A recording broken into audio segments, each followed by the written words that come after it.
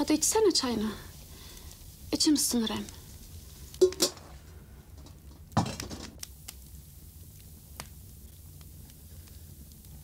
Küçücük bir kıvılcım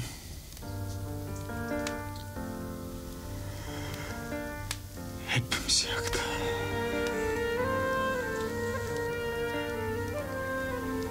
Yandık işte. Yandık.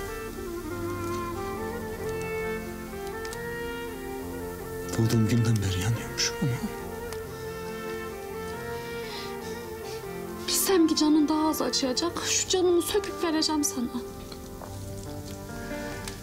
Biliyorum. Biliyorum. Ama ben senin canını içinde seviyorum.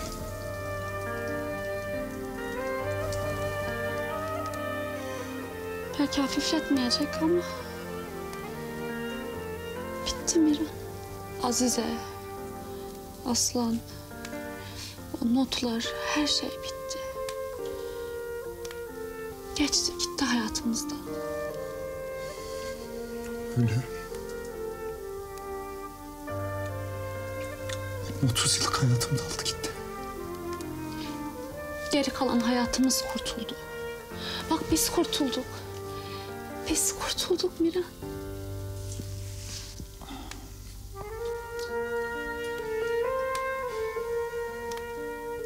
Kurtulduk mu cidden?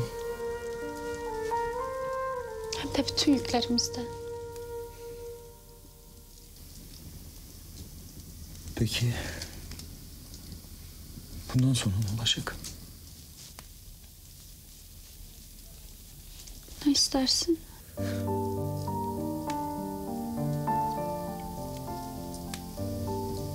Bilmiyorum.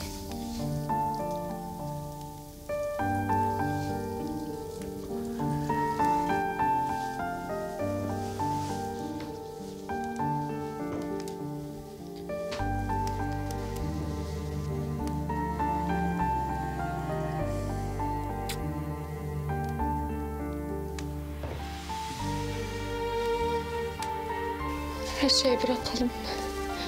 Çekip gidelim ister misin?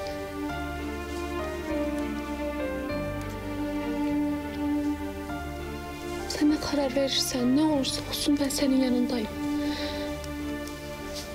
Ne dersen, nereye dersen gelirim.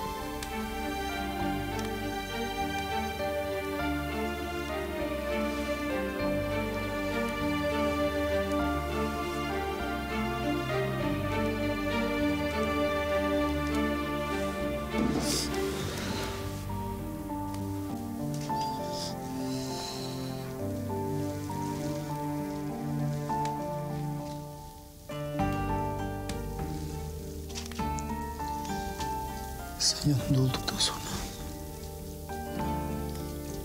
her yere giderim.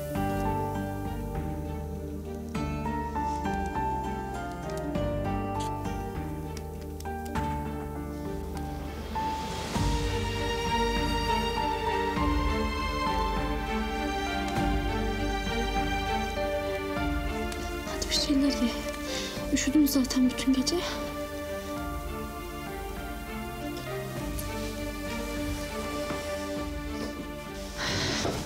Sen yine düşün ama.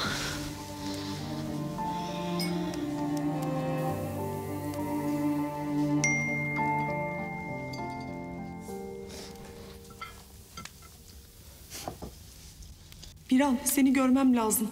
Evin oradaki mavi bahçeye gelebilir misin? Orada bekleyeceğim. Ama Reyyan'ı getirme. Yalnız gel. Payım mı bundan da? Yok yok böyle hep kahvaltı hep kahvaltı. Ben gidip başka bir şeyler alayım ya. Tamam ben de geleyim seninle. Yok gerek yok. Sen üşütme şimdi. Ben bir koş gidip alırım tamam mı?